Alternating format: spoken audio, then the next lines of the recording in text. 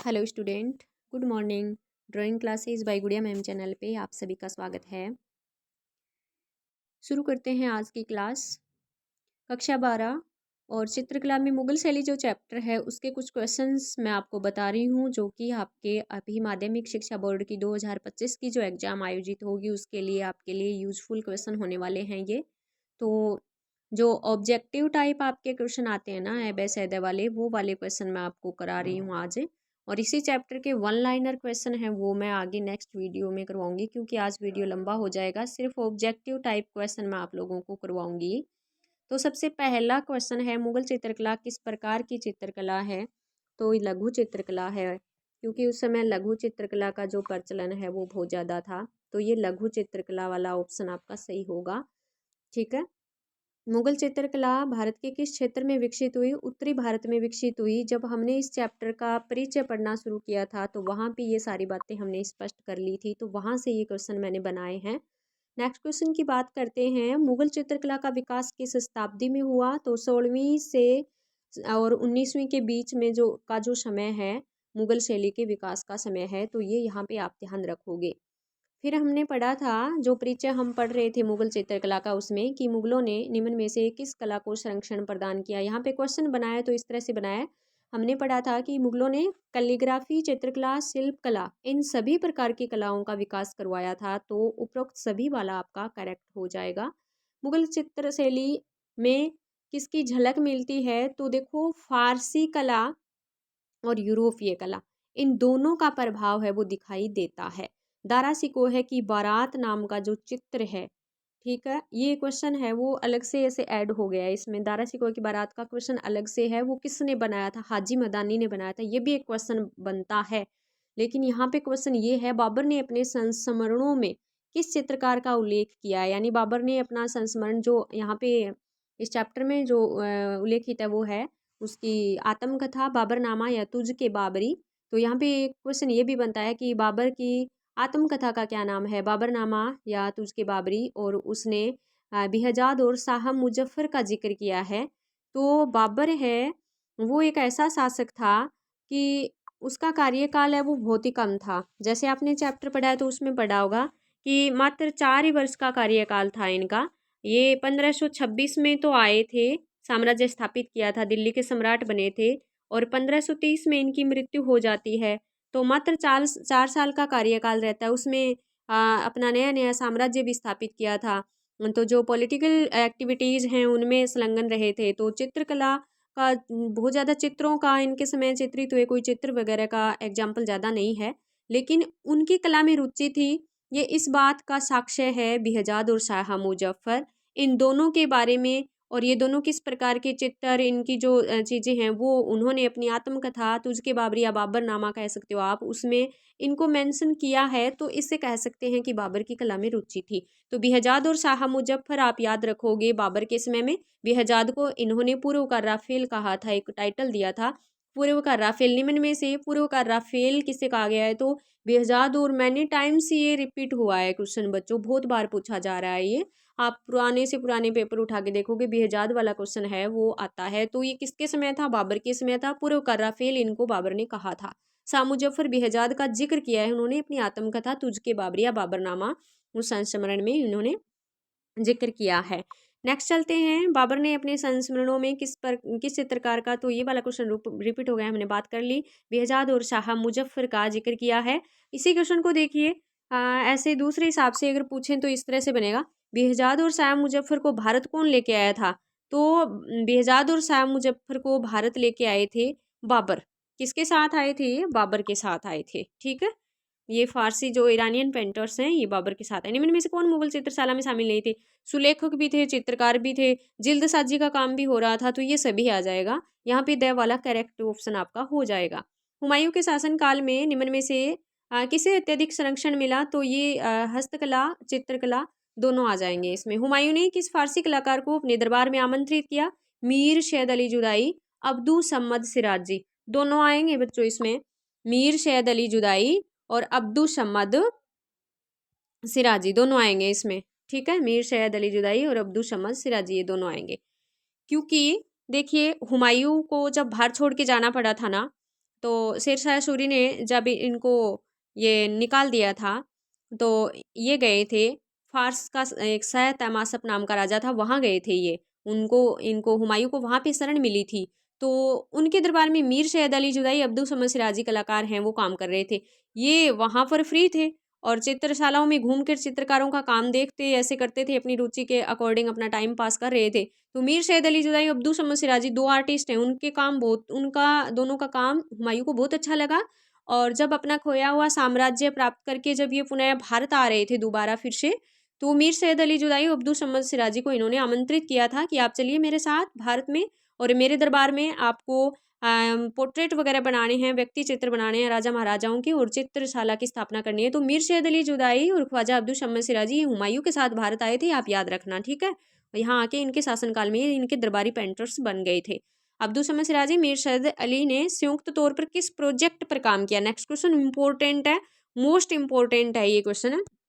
देखिए, इन्होंने किया था दोनों ने मिलकर के और ये जो हमजानामा है ना, ये तैयार की थी इन्होंने, हमजानामा पे किया था। तो इनका दोनों का सम्मिलित प्रोजेक्ट है वो हमजानामा है। हमजानामा के बारे में जिक्र आपने पढ़ा होगा कि इसको ये करवाया था अकबर के चरित्र निर्माण के लिए, हुमायूं ने इसका काम शुरू करवाया था। लंबा प्रोजेक्ट था, काफ़ी समय लगा था, वह लगभग 15 साल का समय लगा था। मेन आर्टिस्ट इसमें ये दोनों थे, मीर सैयद अली जुदाई, ख्वाजा अब्दुल शम्स सिराजी और अदर इनके सहायक पेंटर से जो साथ में सीख ही रहे थे, साथ में इन दोनों की हेल्प भी कर रहे थे। तो एक सम्मिलित प्रोजेक्ट है। मेन इसमें पूछे तो मीर सैयद अली अब्दुल शम्स सिराजी का योगदान है। हमजानामा एक साहसिक वीर पुरुष योद्धा की कहानी, जिसे हुमायूं ने सोचा कि इस कहानी को अकबर समझेगा तो अकबर का जो कैरेक्टर है वो भी हमजा नाम का जो वीर पुरुष है इसके जैसा होगा, क्योंकि अकबर किसी भी कहानी को पढ़ने में लिखने में असक्षम था, सक्षम नहीं था वो, क्योंकि उसको डिसलेक्सिया था। ये भी क्वेश्चन बनता है, निम्न में से कौन सा मुगल शासक डिसलेक्सिया से पीड़ित है? तो वो अकबर है। जिस डिसलेक्सिया एक पढ़ने संबंधी विकार होता है जिसमें व्यक्ति पढ़ नहीं पाता। तो ये कहानी चित्रित करवाने का फैसला हुमायूं ने किया, हुमायूं ने शुरू करवा दिया था और कंप्लीट फिर इसको अकबर ने करवाया था, क्योंकि लंबा प्रोजेक्ट था और इसी बीच हुमायूं की डेथ हो जाती है। तो मीर सैयद अली जुदाई और ख्वाजा अब्दुल समद सिराजी का सम्मिलित दोनों का मिलकर संयुक्त तौर पर प्रोजेक्ट तैयार किया था, वो है हमजानामा। हमजानामा, ठीक है। नेक्स्ट क्वेश्चन की तरफ चलते हैं।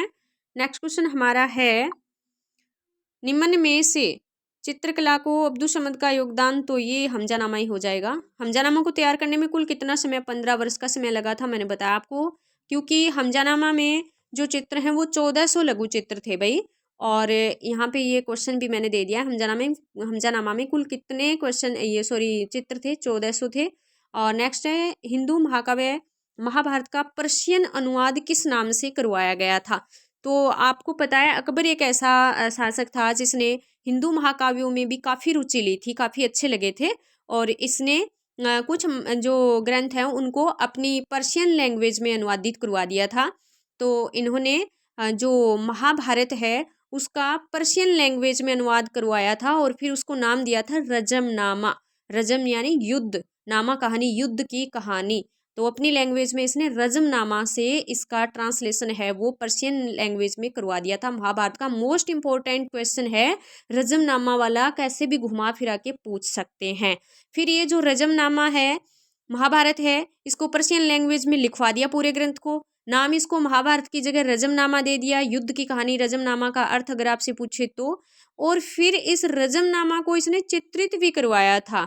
तो वो चित्रित किया था इनके दरबार में एक हिंदू आर्टिस्ट था दशवंत नाम का, तो दशवंत ने। तो नेक्स्ट क्वेश्चन हमारा यही है, रजमनामा के मुख्य कलाकार दशवंत थे। ये भी मोस्ट इंपॉर्टेंट मान के चल सकते हो आप ये वाला क्वेश्चन भी, क्योंकि हिंदू आर्टिस्ट भी थे। अकबर एक ऐसा कलाकार था, सॉरी ये मुगल शासक था जिसने हिंदू मुस्लिम दोनों ही धर्मों के आर्टिस्ट को महत्व दिया था, सम्मान दिया था। उसकी चित्र जो शाला है उसमें हिंदू मुस्लिम दोनों कैटेगरी के आर्टिस्ट हैं वो अच्छे से काम कर रहे थे। तो दशवंत, बसावन ये बहुत ही अच्छे काम कर रहे थे। जहांगीर द्वारा नियुक्त अकारिजा कौन थे? तो अकारिजा है वो जहांगीर की चित्रशाला का पहला चित्रकार मान सकते हैं, ईरानी आर्टिस्ट था अकारिजा। तो ये है ईरानी आर्टिस्ट जो जहांगीर की चित्रशाला में नियुक्त था, अक्का रीजा। जहांगीरनामा में संकलित चित्र एक चित्र है दरबार में जहांगीर या जहांगीर दरबार में, ऐसे करके इसको पूछ लेंगे।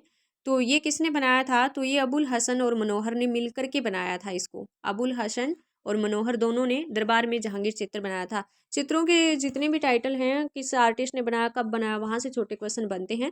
अबुल हसन को जहांगीर द्वारा कौन सी उपाधि दी गई थी? नादिर उल जमा उपाधि, याद रखना। अबुल हसन है वो जहांगीर का प्रिय कलाकार था। निम्न में से जहांगीर का प्रिय कलाकार अबुल हसन प्रिय कलाकार था। इसने जहांगीर का सपना नामक एक चित्र बनाया था, उसकी बात भी हम आगे करेंगे। और ये इतना फेवरेट था जहांगीर का कि उन्होंने इनको नादिर उल जमा की उपाधि दी थी। मोस्ट इंपॉर्टेंट क्वेश्चन है बच्चों, स्किप मत करना इस क्वेश्चन को बिल्कुल भी। मुगल कालीन चित्रकला का स्वर्ण युग किसके शासनकाल को कहा जाता है? जहांगीर के शासनकाल काल को कहा जाता है, क्योंकि जहांगीर के शासनकाल में और मुगल कला का सबसे ज़्यादा विकास हुआ था, इसलिए जहांगीर के शासनकाल को मुगल कला का स्वर्ण युग कहा जाता है, गोल्डन एज कहा जाता है। ठीक है। निम्न में से कौन सा कलाकार पक्षी चित्रण में दक्ष था? मोस्ट इंपोर्टेंट क्वेश्चन है, कई बार पूछा गया है। तो उस्ताद मंसूर आ जाएगा इसमें, उस्ताद मंसूर आ जाएगा पक्षी में। पशु पक्षी दोनों होना तो अबुल हसन और उस्ताद मंसूर, लेकिन उस्ताद मंसूर यहाँ पे सही है, ये देवाला यहाँ पे करेक्ट नहीं है, ये मिस्टेक से हुआ है। निम्न में से कौन सा कलाकार पक्षी चित्रण में दक्ष था? उस्ताद मंसूर, ओनली उस्ताद मंसूर ही बोलूँगी मैं तो। ये है वो, जैसे बाज की विश्व प्रसिद्ध पेंटिंग है इन्होंने बनाई है, और जेब्रा वाली पेंटिंग है इन्होंने बनाई है। तो पशु पक्षियों के चित्र बनाने में सबसे दक्ष पेंटर की अगर बात करते हैं तो वो उस्ताद मंसूर को बोलूँगी मैं, उस्ताद मंसूर हैं। यहाँ पे थोड़ा सा आप ध्यान देंगे। मुगलकालीन चित्रकला का स्वर्ण युग किसके शासनकाल को कहा जाता है? तो जहांगीर के साथ ये बात हो गई। पक्षी चित्रण में हो गया, मिस ये आएगा, उस्ताद मंसूर आएगा। किस मुगल सम्राट ने चित्रकला को बढ़ावा नहीं दिया? तो इनमें देखिए बाबर है, तो सबसे पहला मुगल शासक है और कला को बढ़ावा दिया था। चित्रों का नहीं पता, लेकिन बेहजाद और शाह मुजफ्फर का जिक्र किया है अपने संस्मरण में। अकबर है, तो काफ़ी अच्छा विकास किया था इन्होंने, शाहजहां ने करवाया था, वास्तुकला का ज़्यादा ध्यान दिया था, बढ़ावा कराया। बात आती है औरंगजेब पे, औरंगजेब नहीं था भाई। औरंगजेब को वैसे कहा गया है कि औरंगजेब एक ऐसा शासक था जिसने अपने पूर्वजों के द्वारा जो भी भित्ति चित्र वगैरह हैं उन पे सफेदी पुतवा दी थी, कला को धर्म के विरुद्ध घोषित कर दिया था, कला से नफरत करता था। तो कुछ ऐसी इसके बारे में अफवाहें हैं। लेकिन एक बात का आप ध्यान रखोगे, अभी का जो न्यू सिलेबस है हमारा चित्रकला का, उसमें आप मुगल शैली वाले चैप्टर में औरंगजेब को जब पढ़ते हो तो थोड़ा ध्यान दोगे कि ये सिर्फ वहाँ पे अफवाहें बताई गई है कि उन्होंने धर्म के विरुद्ध घोषित कर दिया था, कला से नफरत करता था। तो ये सारे सिर्फ इस पे इल्ज़ाम लगाए गए थे। बाकी इस बार वाले सिलेबस में ये कहा गया है कि औरंगजेब ने अचानक से कोई भी काम बंद नहीं करवाया था, कलाकारों को नहीं भगाया था। हाँ, उसने थोड़ा-सा ध्यान कम दिया था। कलाकार काम कर रहे थे, लेकिन जो मुगल शासक हैं, जो भी हैं, उन्होंने जितना कला में रुचि ली उसके अकॉर्डिंग चित्रकारों को काम ज़्यादा मिलेगा, क्योंकि वो हर प्रकार के चित्र बनवाएँगे, अपने पोर्ट्रेट बनवाएँगे, दरबारियों के बनवाएँगे, मतलब बहुत सारे चित्र बनवाएँगे वो। औरंगज़ेब ने ऐसी कुछ रुचि नहीं ली, इसलिए चित्रकारों को लगा कि वो बेरोज़गार हो रहे हैं, तो फिर वो क्या कर गए, या उन्होंने छोड़ के दूसरे दरबारों में वो चले गए होंगे। लेकिन इस बात का बिल्कुल से खंडन किया है कि इसने कला से घृणा नहीं की थी, कला से नफ़रत नहीं की थी। ये सारी चीज़ हैं इसके ऊपर, ऐसे इल्ज़ाम साबित हो रहे हैं। इस बार का जो हमारा सिलेबस है न्यूज़ में कहा गया, हाँ, इसने ध्यान कम दिया था, चित्र कम बने थे, चित्र गैलरियों को बंद नहीं करवाया था। तो सबसे कम पूछा है, बढ़ावा किसने नहीं दिया? तो औरंगजेब ने बढ़ावा नहीं दिया भाई, ये यहाँ पे क्लियर हो रहा है। अकबरकालीन चित्रकला पर किसका प्रभाव रहा? तो अकबरकालीन चित्रकला पर राजस्थानी शैली का भी प्रभाव था, कश्मीरी शैली का भी प्रभाव था, और ईरानी शैली का प्रभाव तो था ही था। ठीक है।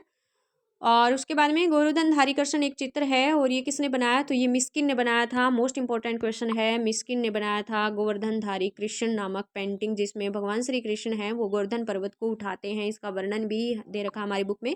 मुगल चित्रकला शैली का प्रमुख केंद्र कहाँ था? तो ये सारे आ जाएंगे, फतेहपुर सीकरी, आगरा, दिल्ली, लाहौर। ये मुगल शैली जो चित्र परंपरा है उसके प्रमुख केंद्र थे। मुगल चित्रकला शैली का प्रमुख केंद्र हो गया, ये क्वेश्चन रिपीट हो गया। कुछ यहाँ पे फील ब्लैंक है, और आज हम फील ब्लैंक तक ही रखेंगे, फिर वन लाइनर हैं वो मैं आगे करवाऊंगी। थोड़ा सा फास्ट बोल रहे हैं तो कोई क्वेश्चन है ना, मैं सोचती हूँ कि वीडियो लंबा हो जाएगा, इसलिए थोड़ा सा बोलने में और वगैरह मिस्टेक हो जाती है, तो वो थोड़ा सा आप ध्यान दोगे, क्योंकि आपको यहाँ पे जो पीडीएफ मेरी दिख रही है यहाँ पे ध्यान करना है, फोकस करना है आपको। और ये क्वेश्चन आपको क्या करने हैं, नोट करने हैं अपने नोटबुक में, इम्पोर्टेंट क्वेश्चन हैं। और ऐसा कभी हुआ नहीं है कि मैंने इम्पोर्टेंट ये चीज़ें बताई और आई नहीं, आते हैं क्वेश्चन। मुगल विभिन्न कला स्वरूपों के संरक्षक थे। तो यहाँ कला आ जाएगा। मुगल खालिस्तान में सुलेखक, चित्रकार, चमकाने वाले और जिलसाज शामिल थे चित्रशाला में, मुगल चित्रशाला में। ठीक है। खालिस्तान में बाबर का विस्तृत विवरण है जो उसकी जीवन गाथा है। तो बाबरनामा या तुझ के बाबरी। अकबर का दरबारी इतिहासकार खालिस्तान अकबर के गहरे कला प्रेम के बारे में बताता है। तो अबुल फजल ने बताया कि अकबर का जो कला के प्रति प्रेम है वो गहरा था। खालिस्तान के सॉरी चित्रांकित जिल्द सारे संसार में फैले थे एवं विभिन्न संग्रहों में रखे गए हैं। तो हमजानामा के जिल्द हैं, जो भी चित्र हैं वो सारे संसार में फैले थे। चित्रशाला के खालिस्तान रंग बनाने की कला। तो चित्रशाला के कला चित्रकार, ये क्वेश्चन आ गया है 2022 में आया शायद। इस तरह से आप अंदाजा लगा सकते हो। ये वाला जो फिल ब्लैंक है वो आया है लास्ट ईयर से, लास्ट ईयर आया था। तो चित्रशाला के खालिस्तान रंग बनाने की कला में दक्ष थे। तो यहाँ पे चित्रकार आता खालिस्तान में। ठीक है। तो आज हम इतने ही क्वेश्चन रखेंगे 15 मिनट की। तो बहुत जल्दी फास्ट मैंने बताया, फिर भी हो गई है वीडियो। तो आज हम इतने ही क्वेश्चन, ये सारे क्वेश्चन आप नोट कर लेना बच्चों, इंपॉर्टेंट क्वेश्चन है। इसके आगे इसी चैप्टर के मुगल शैली वाले चैप्टर के मैं आपको वन लाइनर क्वेश्चन है वो अवेलेबल करवाऊंगी। और ये क्वेश्चन आप बिल्कुल स्किप मत करना, इनमें से आपको एग्जाम में दिखेंगे क्वेश्चन। आपकी जो हाफ ईयरली आ रही है अभी और उसके बाद में ईयरली एग्जाम है, तो इसके लिए हैं ये क्वेश्चन। मैं आज वन लाइनर भी करवा देती तो इसमें बड़ा हो जाएगा वीडियो, इसलिए आज रहने देते हैं इतने ही क्वेश्चन। अगर आपको मेरा ये प्रयास अच्छा लगे तो आप मेरे चैनल को सब्सक्राइब कर देना अगर आप नए हो तो, और लाइक और कमेंट ज़रूर किया करें ताकि मुझे ऐसा लगे कि हाँ ठीक है, बच्चों को फ़ायदा हो रहा है। तो फिर मैं आगे से आगे और ज़्यादा कोशिश करके डीपली आपकी बुक में एक एक लाइन में जाके और आपके लिए ऐसे क्वेश्चन लेके आऊँ जो आपको एग्ज़ाम में यूजफुल हो आपके लिए। तो आज के लिए बस इतना ही। धन्यवाद।